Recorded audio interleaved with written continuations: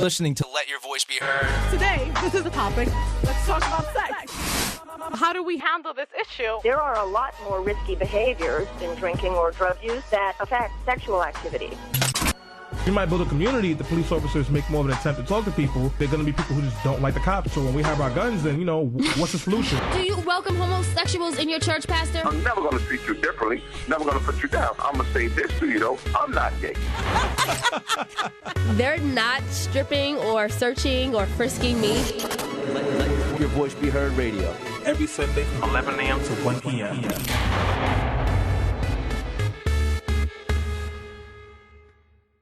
This is Let Your Voice Be Heard, and you are listening to an exclusive interview with New York State Senator Kevin Parker. But people also need to be kind of aware of their rights and aware of the support systems that are available for families and for parents who are dealing with this situation.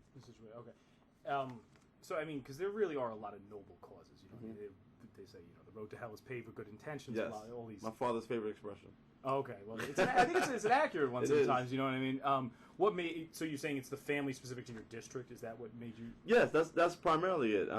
And I realized there's something that's not just as I started really delving into it and getting involved in it with these resolutions. I then started getting approached by both my colleagues and other people around the state who are concerned about these issues as well. And so this is something that I think is not just something about my district, or Brooklyn, but really statewide and nationally.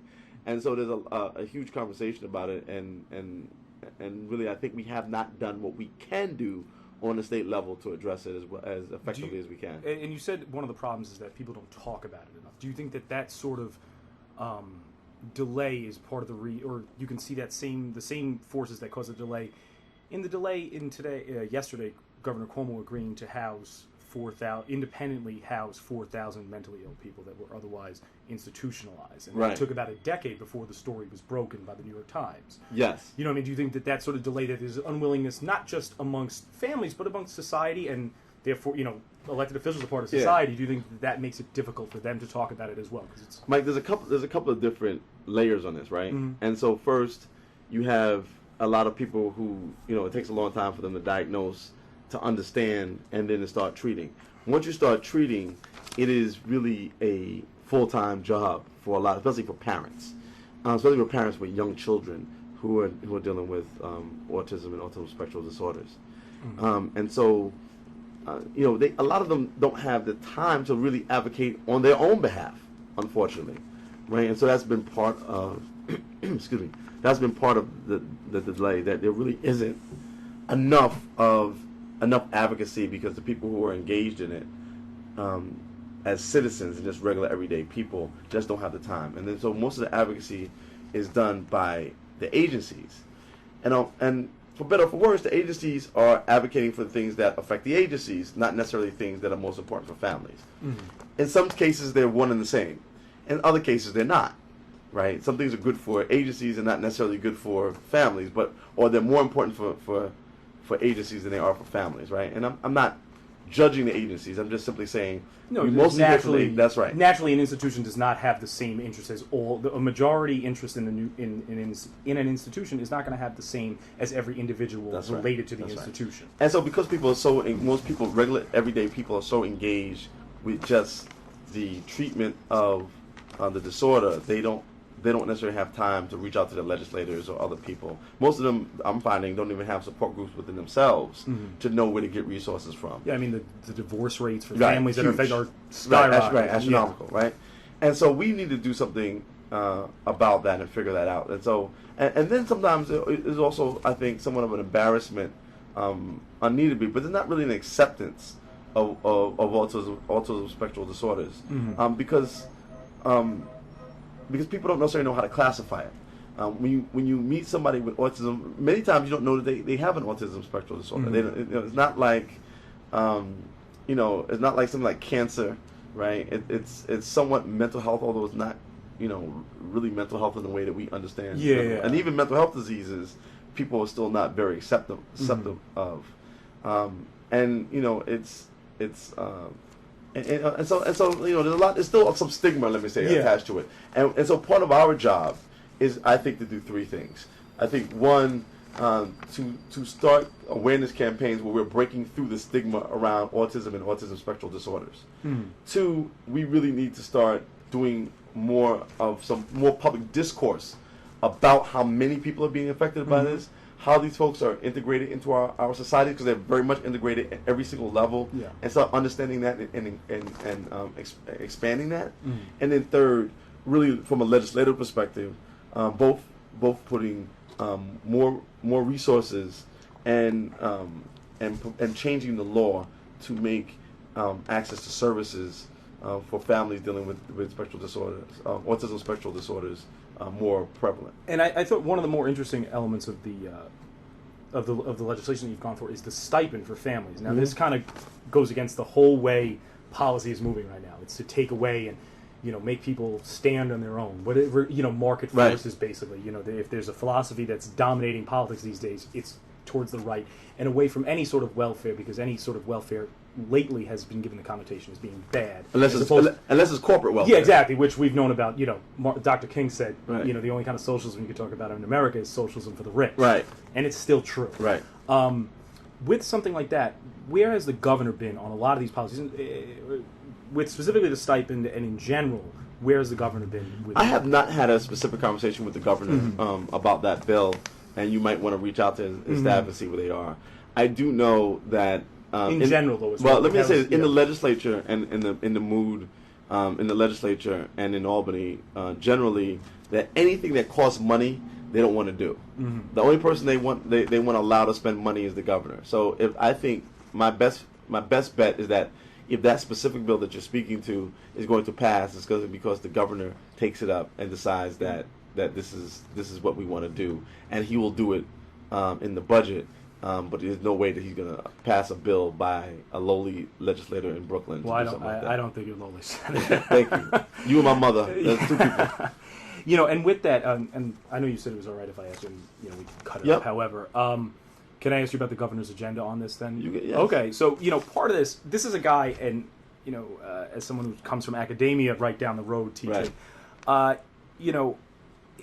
he called himself, when he started, a broke progressive. Right. Which I think is antithetical to the notion of a progressive, because a progressive will say there is revenue to be raised at all times. You're forcing yourself to be broke. Right. Now, is this philosophy towards spending more or less him trying to transform himself from a blue state governor with a big liberal social agenda and a economic agenda to the right of the Democratic Party and where it has been historically? Do you think that that's part of his transformation to get ready to run for 2016, possibly? I think absolutely, but I don't know whether it's going to be 2016 or another time. But I mean, obviously, it's no secret, or if it's a secret, it's the most open secret ever that the governor would like to be, like to run for president. Yeah. And I think that very much some of the fiscal austerity that we've seen from him is in part trying to develop a fiscally responsible record, quote unquote. So that he can present whenever he decides to walk on a national scene. That being said, though, he has also inherited, when he got here, some very challenging fiscal times in the state, and he's actually addressed them.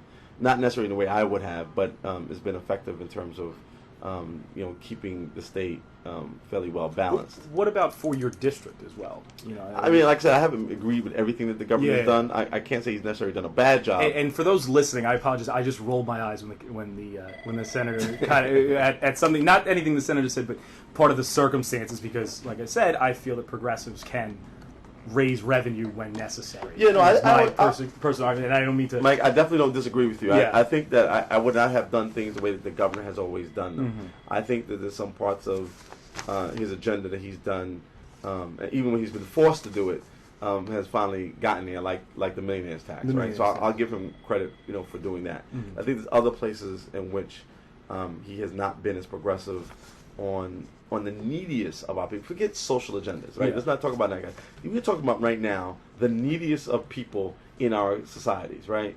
And I'm talking about both the families, and the actual individuals. And if we're not taking care of, the neediest of those amongst us, who are we taking care of? Even as we speak right now, I'm just got a call from my chief of staff that OPWDD is about to lay off about 780 something people Wow. out of the Brooklyn Disabilities Office, and certainly it's astounding to me that they could do something like that, and so we'll continue to fight, and so but we've seen this not just on this issue. We've seen it around healthcare. We've seen it particularly around the benign neglect that the healthcare system in Brooklyn has received, and we've also seen it, in the context of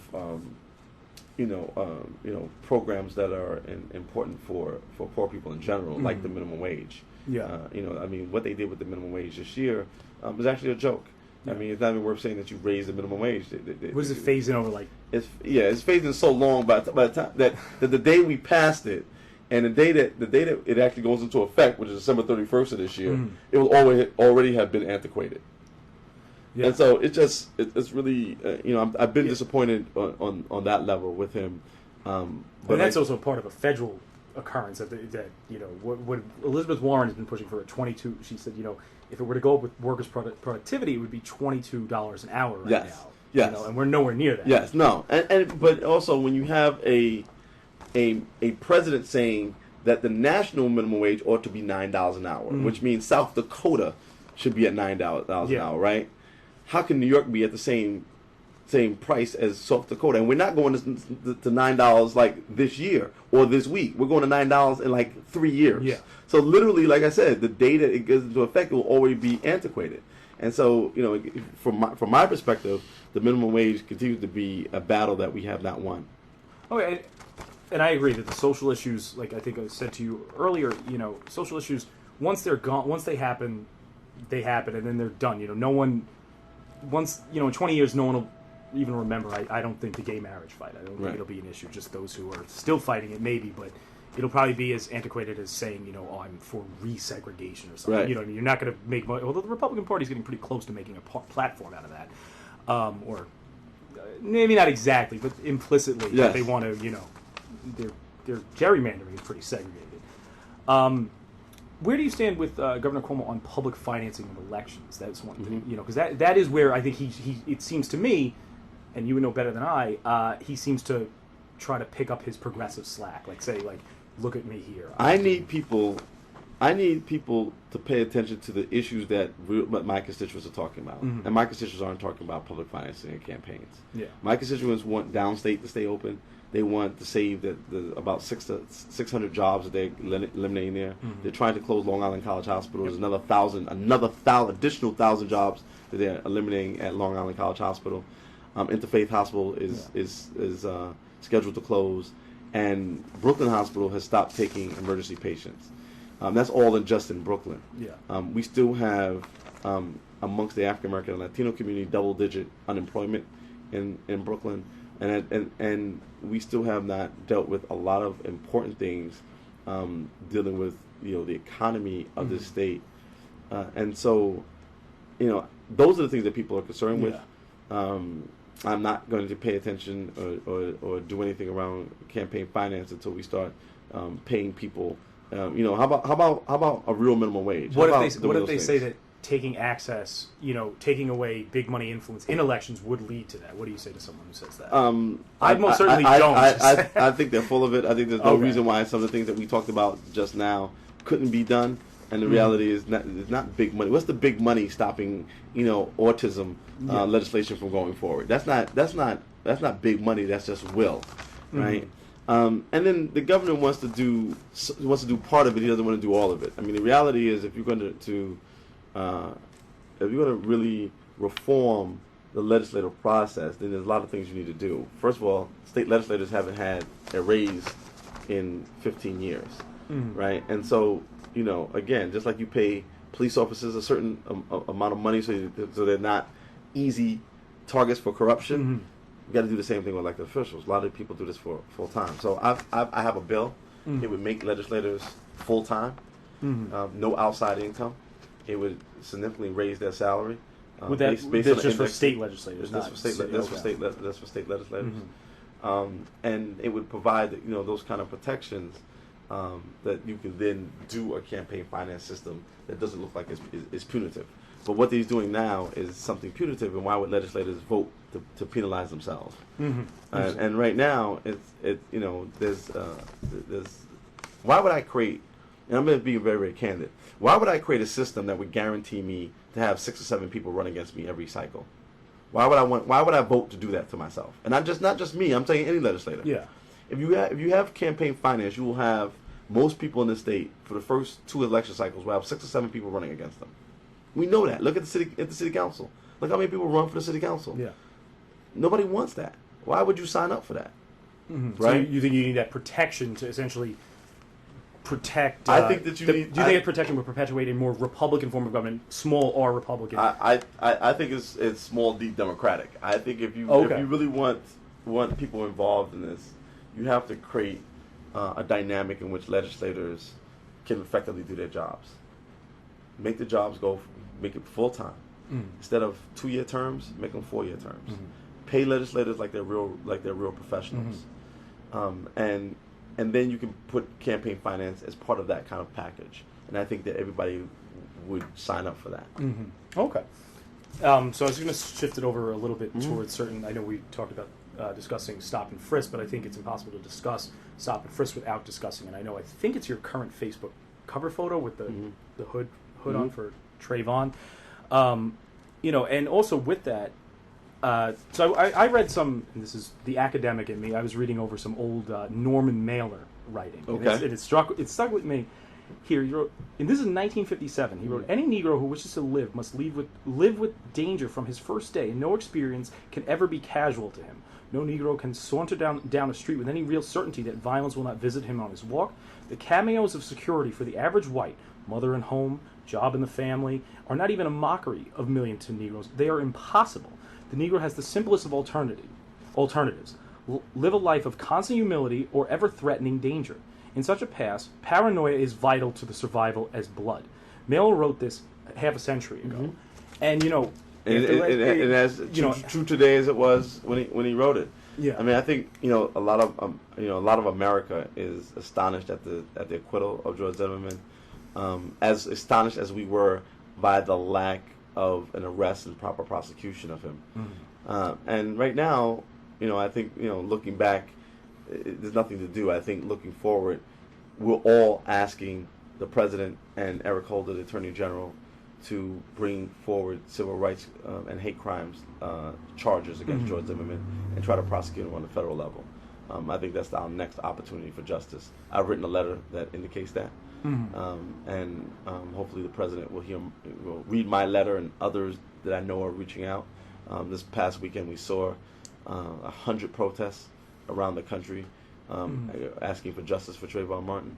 And I think people are being patient, but also cautiously optimistic that the president will do the right thing in this matter. Do you think he can? I mean, do you think he? My conversations with looking attorneys. at the politics. That's what I'm saying. That's the side. There's 2 parts of it, right? Yeah. The question is there in fact legal standing to bring federal charges? Yes, there is. From every attorney I've spoken to, everybody believes that they're in fact standing to bring legal charges, legal federal charges.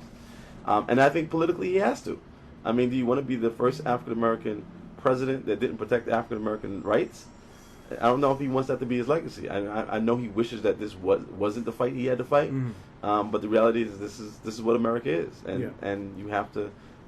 Everybody, if you're going to say everybody needs to be protected, you can't say everybody except for African Americans, especially as an African American president. Yeah, exactly. I mean, so I think he not only can he, I think he absolutely has to. You think he has to? Absolutely. Just because the rest of the country is a little different, I mean, and I agree with you. I just think that sometimes the Washington consensus seems to have pushed him towards a more centrist. What is he scared of?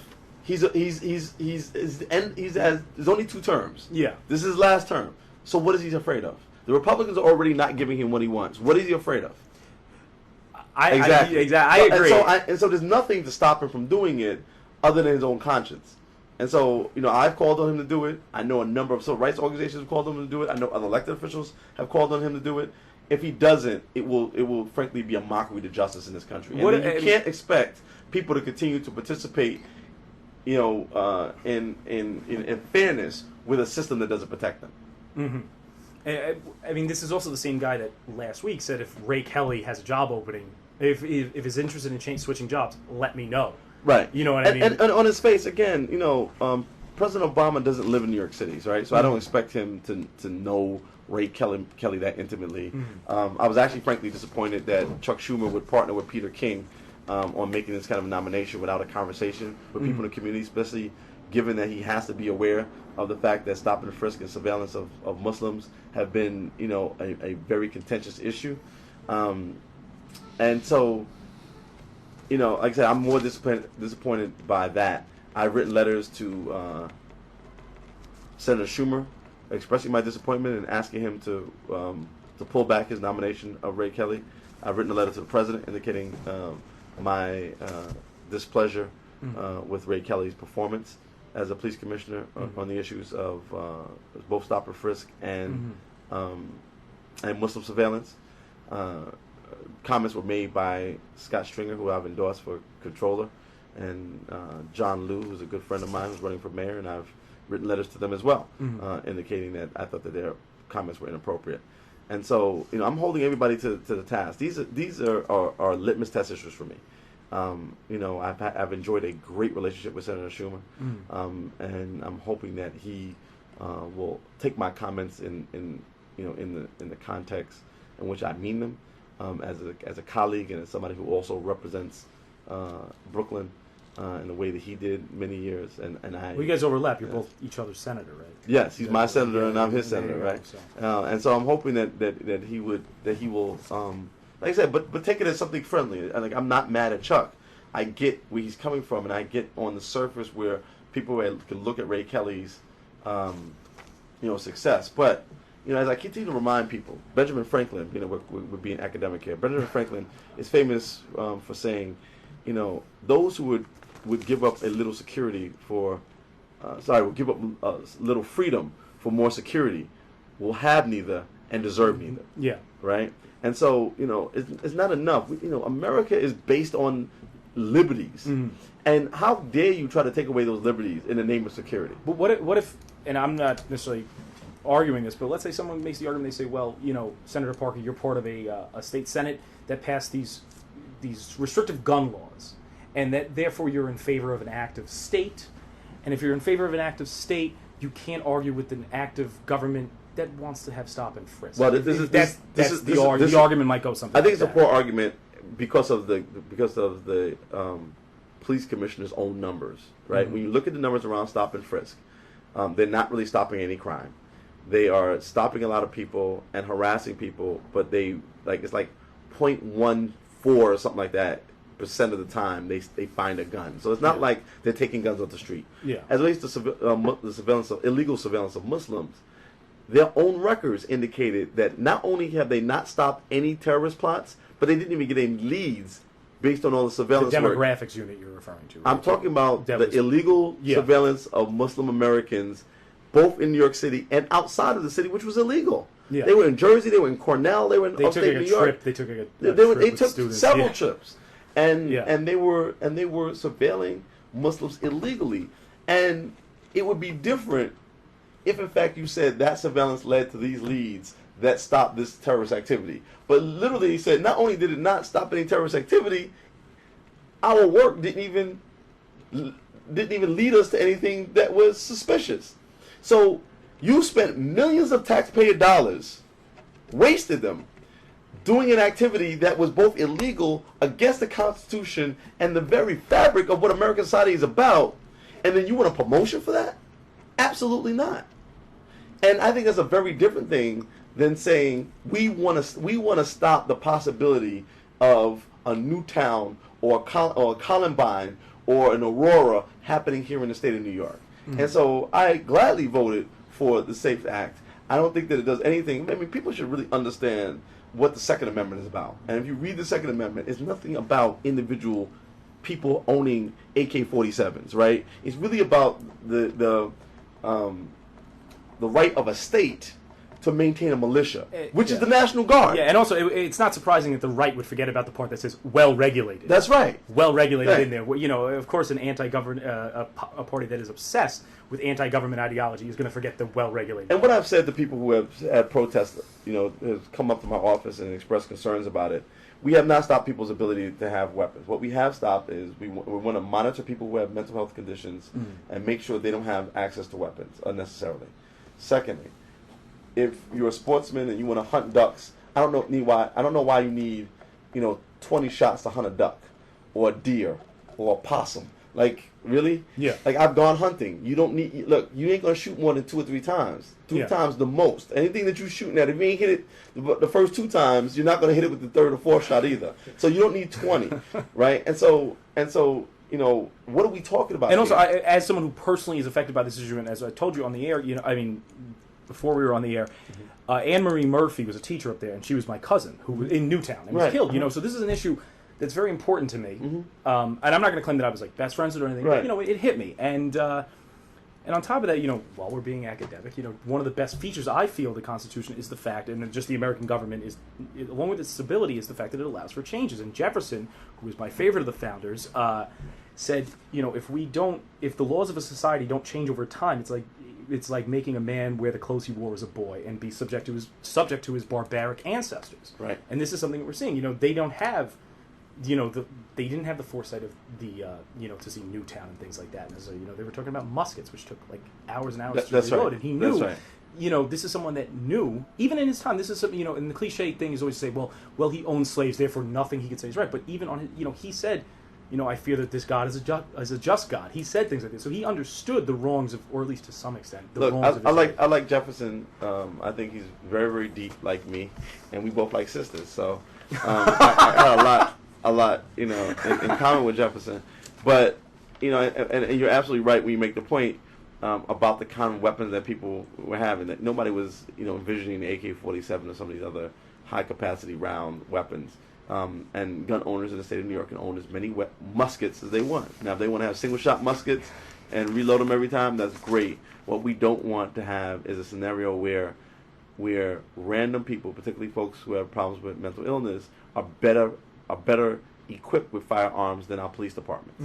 And we're oftentimes seeing that, and that no longer can be acceptable. Senator, I think you make a great argument on that, and I think the points that you shoot down amongst those who are in favor of stop and frisk and No things pun like that. intended. Shoot Yeah, down. exactly. Yeah, that was not intended. But with these issues, there seems to be a divergence between, based on race. That African Americans seem to be more opposed to stop and frisk, whereas, and this is recent in the mayoral polls, whereas the white population of the city seems to be more okay with it. Right. Now, There's 2 reasons for that. Yeah. One of which is that they're not being stopped. No, I was going to say, Right? but And that's the real Yeah. point. And 2, they also enjoy better police protection. Yeah, no, absolutely, and I completely agree with that. And I'd say, listen, I'm a 28-year-old male, 28-year-old, and for those who, this will be on the radio, I'm pretty pale. Right. It splits. If we know that if 12 years ago, if I were wearing a hood and I got shot, there wouldn't have been weeks in between the guy getting arrested. Right. Secondly, I've never been stopped or frisked. And based on my demographics, I'm a lot more likely to have, marijuana on me. Right. So I'm more likely to be doing something illegal in that Right. sense. But of course, we don't just walk away and vote and that's it. How do we get the people that don't see this up to speed? Because we don't want to have white people not have good policing around them. I mean, you don't want to say, like, have a fantasy camp where you have bad policing for the week. That's actually a great question. And I think that we do what we're doing now. I think that a lot of it is about honest discourse. And I think that, many people in the white community don't see the policy of stop and frisk in the way that African Americans and Latinos see it, because they have a different experience. And so to the degree that we can have public discourses like this radio show, where people can hear it and people can be engaged in that conversation, it would kind of open people's eyes. I think that if people in white communities had their children stopped and thrown up against walls and then pockets emptied on a daily basis, and fathers were experiencing that too, because this is not just happening to young people. Yeah. It's happening to adults. I mean, I'm getting a lot of calls from people who are school teachers and sanitation workers saying they've been stopped. I've had people who are police officers saying they've been stopped, and they're like, "Are you kidding me?" Yeah. Man, in fact, most of the police are against the policy. Yeah. And we understand we're not against the police. Yeah. We want police protection. We think there's a better way to do it, and particularly because part of the argument around crime has an assumption that we never talk about, Mike. It assumes black, Latino, criminal, white victim. Mm-hmm. Where the reality is, most of the crime in the city of New York is black, Latino criminal, black, Latino victim. Mm-hmm. And the reality is that stop and frisk exists, but we're still not stopping crime in the places where crime most exists, which is black and Latino communities. So people are like, people in our communities are like, why would I continue to allow you to harass me and I'm still not being protected? Mm-hmm. And let's understand this. Crime, yes, is down, but when you look at the map geographically, crime is down in certain communities. Yeah. It's down in Park Slope, it's down in Midtown, it's down in Lower Manhattan, right? It's down in Riverdale, right? But it's the same way economic activity, like you hear about the great activity. It's not down in Flatbush. Yeah. It's not down in Bed-Stuy. It's not down in the South Bronx, Yes. right? It's not down in Southeast Queens. I mean, go back 2 months ago.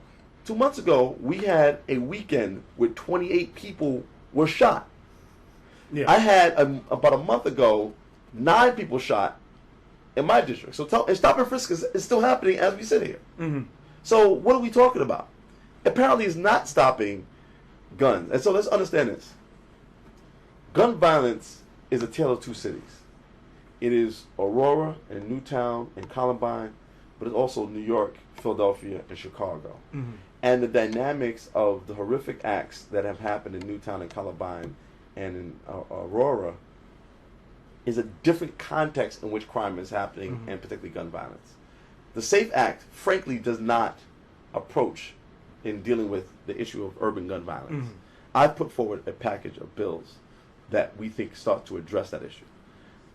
Half of the bills that we put together are really nothing to do with guns, but really the context in which guns are happening. Gun violence is happening. And that context is really around gangs.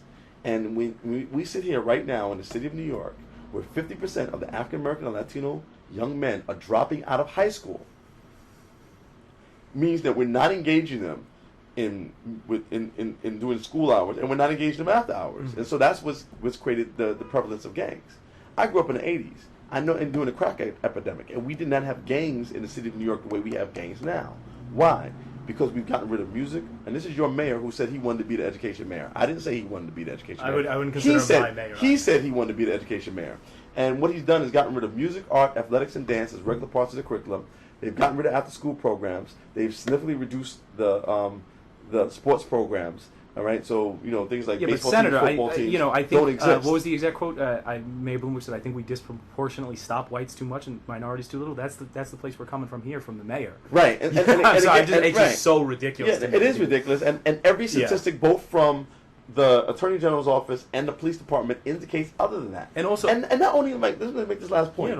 Not only are they stopping, over 70% of the stops are African American and Latino, right?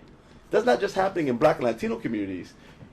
If you look at the Attorney General's report from 2007, even areas like Chelsea, which is 90% white, over 70% of the stops are black and Latino in a community that's 90% there's like a little white. bit of the project. There's some projects over there. I think there's probably. I would imagine they're stopping everybody they see who's black and Latino. Yeah, whether they live in that community or not. Yeah, I'm trying to think of where point. they'd even live in that area. But they don't have to live in that area. They're stopping. If you're just walking through, they're stopping you. In other words, you don't have to live in a district for you to be stopped. Oh yeah, no. A lot of people are getting stopped in precincts that they don't even live in. And Chelsea is a community in which people hang out in all the time. I used to hang out in Chelsea when I was younger, right? Yeah. So I'm saying that the mayor can say whatever he wants. We can disagree.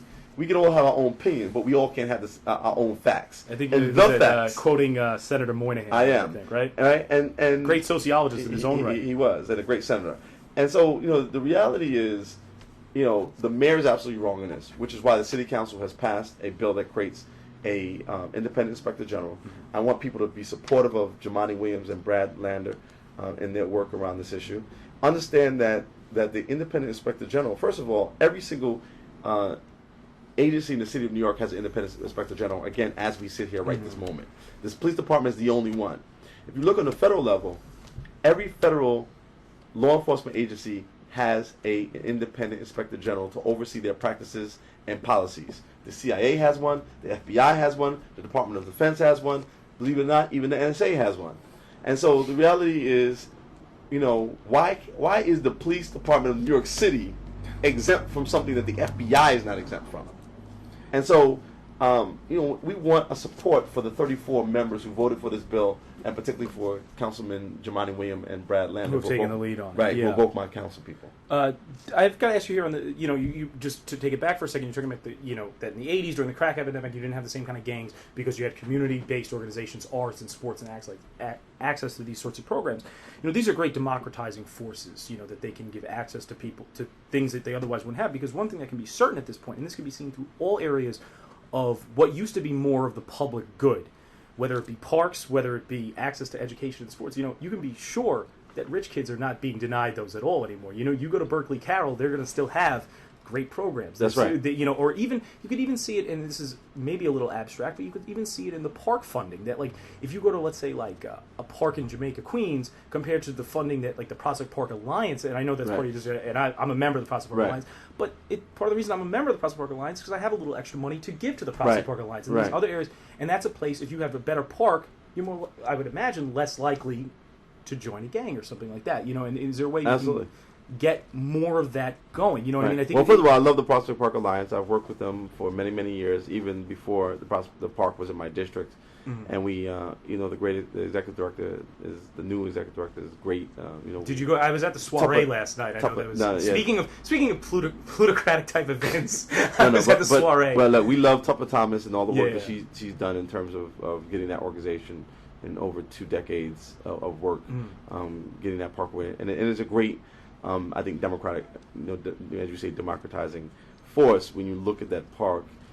It's not a white park or a black park or an Asian park or a Latino park. I mean, everybody has the access. biggest attraction in Brooklyn. Everybody has access to Yeah. all of the great resources, and they continue to expand those resources. And I can't wait to the Lakeside piece gets there, and But I think that, I guess, but a lot of that is being done through, there's a large element Yes. of private money, and Yes. even not just a park like that, but down by me, I live in Carroll Gardens, Yes. Brooklyn Bridge Park. That couldn't Yes. exist without rich people. Yes, You know what I mean? This is- agreed. But I would say that I think the mayor has done a better job at access to things through the park funding than he has in most areas, right?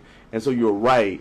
But I think the bigger point is what happens in and I think a better margin is what happens in private schools and what happens in terms of access to things in schools that are primarily white and Asian as opposed to the black and Latino schools, in terms of access to things like sports programs, access to things like music, art, athletics, and dance, have to be part of the experience that students have. Yeah, I mean, how do we get away from, because, and I'll admit that I paid my bills with an impractical degree for a while, political theory and political science are not exactly STEM degrees. And then Right. we seem to be putting more and more of an emphasis on STEM degrees, science, technology. Yes, and we should be. Yeah, no, and I'm not disagreeing with that, but at the same time, like, how do we balance that, because when there has to be cuts, and cuts are described as inevitable. This is not about cuts, though, Mike. This is about policy preferences. Yeah. So budgets are not about money. Budgets are about priorities, right? yes. My father used to, and your personal budget. Yeah. Of how you take care of your budget at your home is no different than the state budget of $162 billion, right? Yeah. And so my father used to tell me all the time, you pay your rent first. Why? Because people may not know if you're hungry, but people always know if you're homeless. That's about a priority. You always want someplace to live, so you Yeah. pay your rent first, right? If we believe that education is the biggest priority, you pay for education first, Yeah. and then you figure out how you do everything else, right? And we think that corporate welfare, right? We never, if you notice, we never tell anybody no when it comes to corporate welfare. We never run out of money. We never tell large businesses, well, we just simply don't have enough money for you, right? They want no regulation, but they want all the funding, and we never tell them no. But kids with autism, families dealing with autism spectrum disorder, oh, sorry, we don't have enough money. Blind veterans, sorry, vets, we know you gave us everything, and including your eyesight, but sorry, we don't have any more money for you. Young children who just looking for an opportunity to make a way with their life, no, we don't have enough money for you. those are the poor choices that Mayor Bloomberg has made, and oftentimes many of the poor choices that the governor has made. And when they make poor choices, I'm going to oppose them. Yeah. But counter to that, if they make good choices, I'm going to stand with them if they allow me to, and help push those good choices forward. Is there a way you think that the discourse can be changed? Because one of the problems I have with the political discourse is generally, and I'm not going to do the cliche thing and be like, oh, everyone argues. No, arguing and chaos, I think, are a good thing. Right. You know what I mean? It's a sign. I don't know about chaos, but yes. Well, I'm sorry, you're right. The public discourse is important. But I'm saying chaos in the sense that, or I guess I should describe it as Dr. King referred to as the necessary tension. Yes. The necessary tension that, when things are wrong, you have to say things are wrong. Yeah. And one of the problems now is that the national discourse is like, oh, well, we need to cut. There's an obsession with deficit reduction. It's just no. Is there a way that you think, that you can address this? This can be explained, because I think one of the problems, and this is not necessarily, I don't think this is what you were doing here when you said about the budget. Well, a lot of people say, like, even on a federal level, well, the budget is like a family budget, but a government runs a very different budget especially than the federal government. But even a state budget, you can go into debt a lot more easily. Do you know what I mean? There's 2 points here. Yeah. And so first, understand I've made a career of speaking truth to power. Mm-hmm. And so, this notion that you have to have a necessary tension, you have to, oppose things when they're wrong, I very much believe in. I think I've lived my life and I've, run my office in that way. There's not always appreciation for it, but that's what I've done. Mm-hmm. I think part of, again, what we're doing here on this radio show is part of what needs to happen. Again, the public discourse. We have to continue to create scenarios where we're getting together to talk about the issues that are important, and so that people understand each other's dynamic and figure out where there are places of mutual agreement, and begin in those places to build consensus. Part of what I think has hurt the national debate has been the Tea Party, and not because they have a different view, but because they have a lack of willingness to actually compromise on anything. And so everybody's not going to get everything in government. Government is art of the possible, but you have to believe that everybody getting something, everybody can get something out of an arrangement. But just to say, I'm never going to vote for anything that you want, and I'm only going to accept things that I want, is not the way government is run. It's never been run that way, and it doesn't get run, as you see, when you have that dynamic. It's run by hostage negotiation. Well, and again, we don't negotiate with hostages. Yeah. So that's what the problem is. And then if you look at and so that's for me a separate dynamic than simple budget negotiations, right? Because again, when people say that, and again, I just said it. When you say that the state's budget or the federal's budget is like a family budget, it is. But not because we're talking about numbers or structure, or because we're using general, accounting principles. It's because they're both about priorities and about values. Your budget, give me your budget, and I'll tell you what your priorities are. Because I know you pay for the things that you think are important. You might think I like to eat at a lot of restaurants. Right. Well, again, and that may be a priority for you, and that's okay. Right. And it's simply about our argument about budgets is really about competing priorities. And I'm okay about having that. And I'm simply saying sometimes you're going to agree, and I'm saying let's figure out where we agree at, and begin in those places, and then only argue in the places that we disagree at. Well, Senator Parker, thank you very much for the interview. That was fantastic. A lot of different keynotes we touched on, and I hope you'd be willing to come back on sometime. No, Mike, thank you very much. I appreciate the opportunity, and let's keep the civic discourse going on. And as a fellow academic, I appreciate you taking the time. No problem. Yeah, and do you still work as a part-time professor? I'm actually teaching as an adjunct professor at Pace University.